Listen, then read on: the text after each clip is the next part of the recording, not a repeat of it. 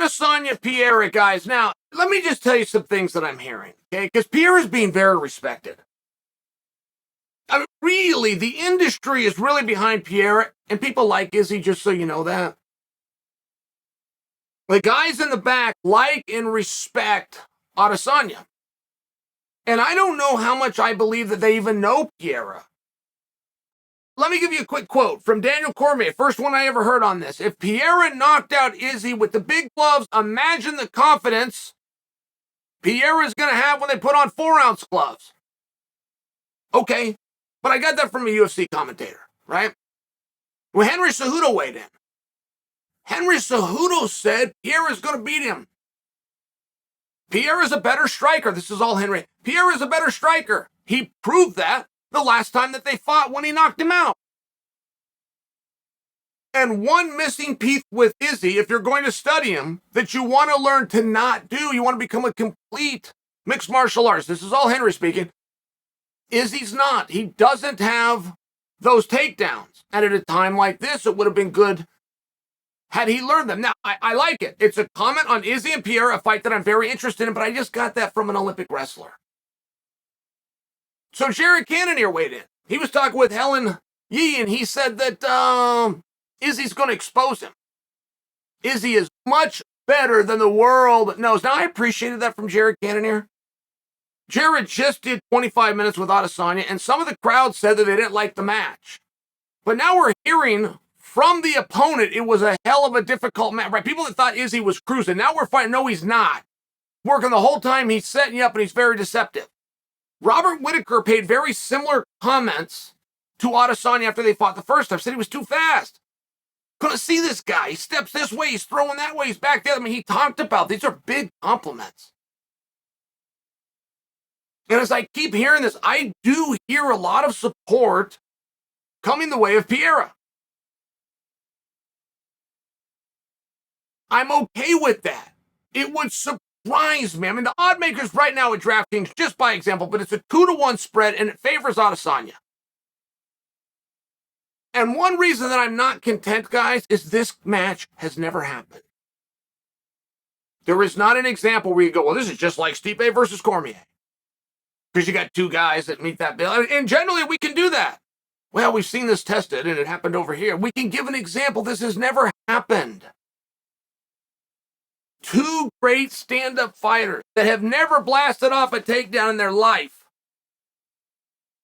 that don't have black belts in jiu-jitsu. When's the last time anybody fought for a championship ever that wasn't a black belt in jiu-jitsu? I'm sure you could offer me an example, but when? That's rare. You got a great striker. Obviously, you're going to take him down. We learned about that in 1993. Well, you take him down, he doesn't have a black belt in jiu-jitsu. Come on, what are we doing signing this guy?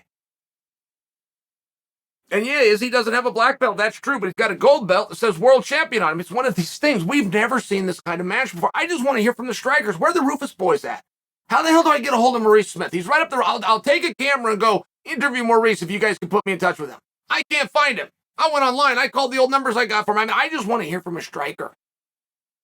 I want Boss Rutan to weigh in on this. I mean, right, there's a real select few that really have the right, that really have the understanding. I contacted Henry Hoof. I've got his phone. I sent him a message. I said, hey, would you answer this question? And would you do it on video? I like to play it. I've just never heard back. I had a great relationship with Henry Hoof. I assume he was just too busy, but there is another side of it, which is, look, this is tough. This is kickboxer against kickboxer. I'm not comfortable getting involved. Maybe that's what we're seeing here, guys. Maybe that's a rule that we don't know about from the Muay Thai community, from the kickboxing community. I've never heard it before. I would think that I've heard all rules. But maybe that is a policy where, hey, when our guys go against each other, we stay out of it. Maybe.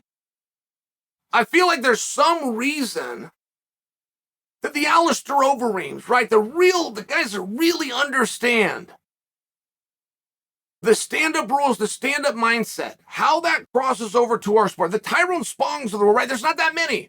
I'm name-dropping. I realize I'm name-dropping, but guys, there's only so many. There's only so many stars in stand-up fighting that can really weigh in on this and tell us what to get. I like what Henry said. That makes sense.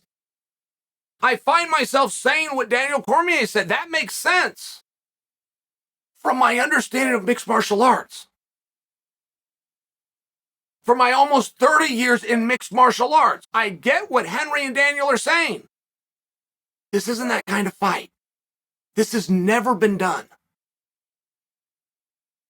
Two stand-up guys with a past with each other who are going to go out and they're going to contest for a third time those exact same rules, but they're going to do it for a unified belt. They're allowed to do other things. They're allowed to elbow. They're allowed to double leg. They're allowed to get... They're not going to do it. And how many times do we do that? Because we've seen the double cross. Every time we think we're going to have a great stand-up fight, we see the double cross and the guy goes for a shot. That just isn't in their wheelhouse. That's just not within their skill set. Just not how they're preparing. It's just not how they're training. And you can bring all that in. Nobody would be wrong. We said we had Francis versus Surreal. Supposed to be this great stand-up fight. And the fight was decided because of the takedowns of Francis, which we'd never seen before, right? We've never seen anything from a guy until he does it, but we know how these guys train. It is a different level of confidence. And that's before you even get into the bruised ego of being the one to shoot first. Now, I don't think that's a real thing. You do whatever you need to do to win under the rule set. But it's still a factor. Like if I was to bring in if one of them went for a shot or one of them went for a clinch or wanted to grapple or grab it's a factor. No matter how much of the pie, and I would think it's a small slice. But I'm just not hearing from strikers on this. And I begged, I've pleaded. I made 4 videos just like this. I keep hearing guys, they keep coming to the side of Pereira. That's interesting to me. I mean, what do you know? I'm hearing from great guys, reputable guys in the sport of MMA, and they're taking Pereira. Why are the bettors not? Not challenging. I don't know who wins between these guys. They fought twice, and Pereira won both. I get that Pereira can win. I'll go back to Henry's argument, because I've heard many people make this, including the folks that set the line that's live at DraftKings right now, which is a 2-1 for your current champion. They want to talk about the ins and outs of mixed martial arts. They want to talk about the previous contests, which were stand-up battles and stand-up battles only, not just once but twice, both Fever and Pierre. I like that. I think that's a really good jumping off point. But since when? But I don't have a problem with it. Since when is that the rules? Because every other fight that I've ever heard broken down, we'll talk about experience. We'll talk about experience in main events. We'll talk about experience in title fights. We'll talk about experience in the sport of MMA, all of which favors Adesanya. Pierre hasn't even been scheduled for 5 rounds, let alone has he done it. And anyone else that's put in Pierre's spot, we put a great big question mark. We just don't know how they're going to do.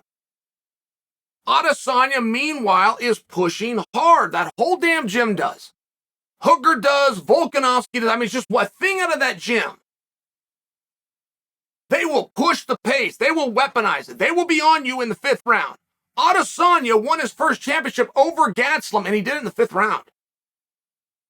That goes on to be Fight of the Night, nominated for Fight of the Year. It might have even won it, but it was because of that 5th round. And Izzy taught us a lot. Is he so dynamic that you forget he's also tough? He's also durable. He never backed down from anybody. He didn't back down from Blachowicz, who's on top of him, squishing him the whole time. I mean, it's one of these things. Now, possibly you say the same thing for Pierre, and possibly you're right. I'm just saying, since when are we going off of they found each other in the past? They did this other thing somewhere else.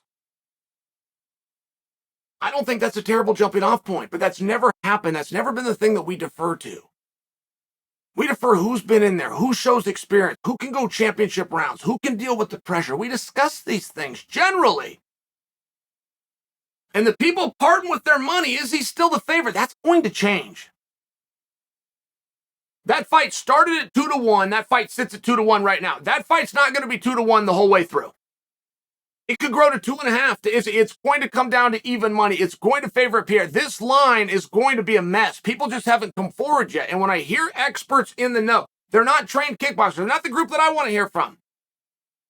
I really want to hear from Henry Hoof, specifically, who not only knows kickboxing, He knows what it takes to transfer and make that work. And I really want to hear from, but we're not hearing from those guys.